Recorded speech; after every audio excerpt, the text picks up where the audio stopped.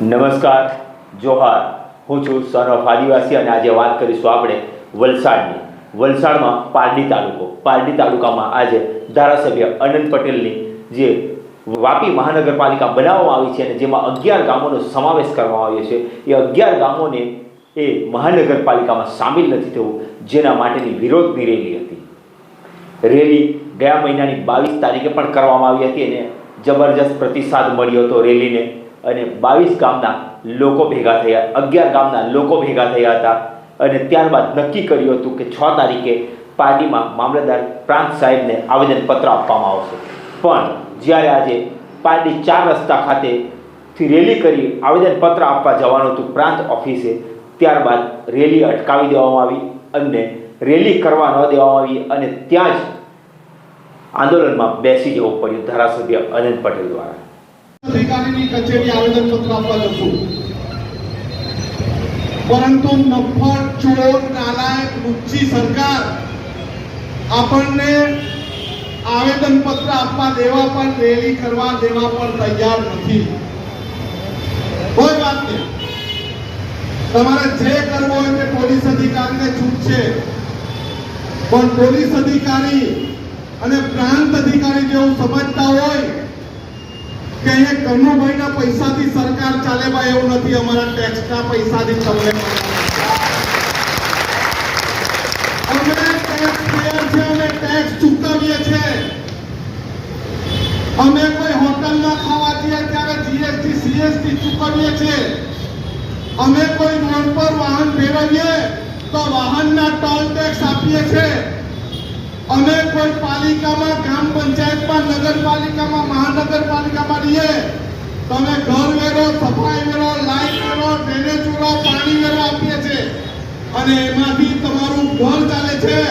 એટલે પોલીસ અધિકારી અને પ્રાંત અધિકારીને કહેવાનું કે તમે ભૂલી જજો કે આ કનુભાઈના પૈસા છે, અમારા પૈસા છે.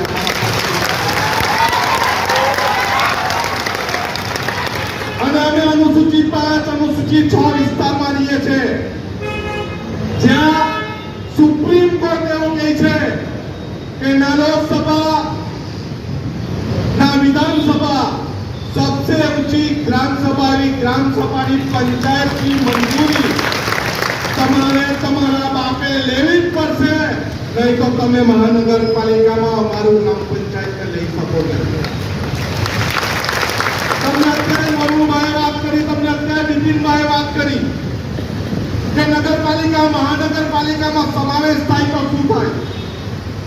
મહાનગરપાલિકામાં સમાવેશ થાય, તમારે સમાવેશ કરવો હતો તો નોટિફાઈડ એરિયા, ઇન્ડસ્ટ્રી એરિયાને કેમ સમાવેશ નથી કર્યો? કનુભાઈને આપણો પ્રશ્ન છે, કેમ સમાવેશ નથી કર્યો?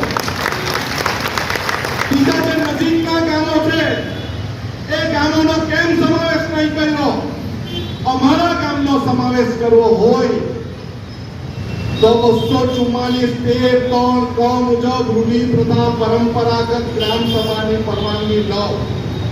અમારામાં સમાવેશ કરવો હોય તો ભારતના બંધારણમાં આપેલ પેસા એક્ટ 1996, પેસા એક્ટ 2017 મુજબની ગ્રામ સભા બોલાવીને તમે પરવાનગી લો. પરંતુ તમારે ચોરી છુપીથી, દાબ દબાણથી અમને ગુમરાહ કરીને પંચાયતને જોડવાના હોય તો અમારે તમારો વિરોધ છે. અમે 22 જાન્યુઆરી એનાઉન્સમેન્ટ કર્યું હતું કે 6 એપ્રિલ અમે જવાના છે.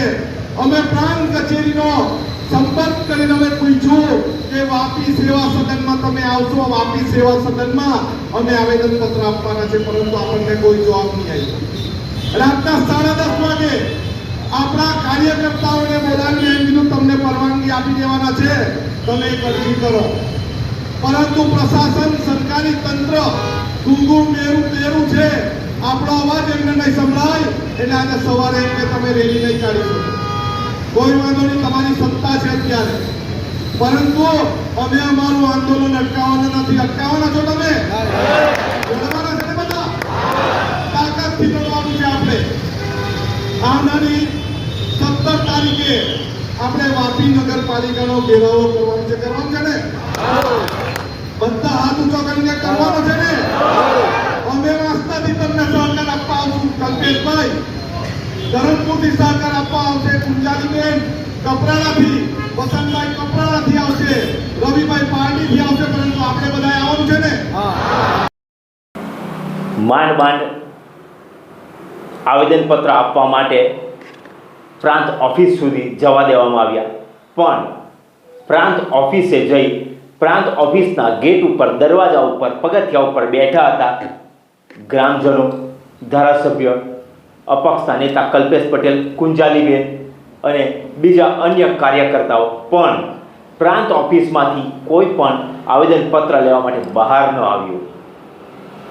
ન્યાય માંગવા માટે જ્યારે તમે ન્યાયની લડત લડો છો, પણ ન્યાય આપવાવાળા જ કોઈ નથી એવું લાગી રહ્યું છે આ ઘટના જોતા. તો છેવટે ધારાસભ્ય અનંત પટેલ અને એમના કાર્યકર્તાઓ દ્વારા, ગ્રામજનો દ્વારા જે આવેદનપત્ર હતું ત્યાં પ્રાંત ઓફિસની બહાર દિવાલ ઉપર ચોંટાડી દેવામાં આવ્યું અને ત્યાંથી રિટર્ન આવ્યા. અને આગામી 17 તારીખે એમણે ચીમકી આપી છે, આહવાન કર્યું છે કે દરેક વ્યક્તિએ વાપી મહાનગરપાલિકામાં જઈ અને ઘેરાવો કરવાનો છે.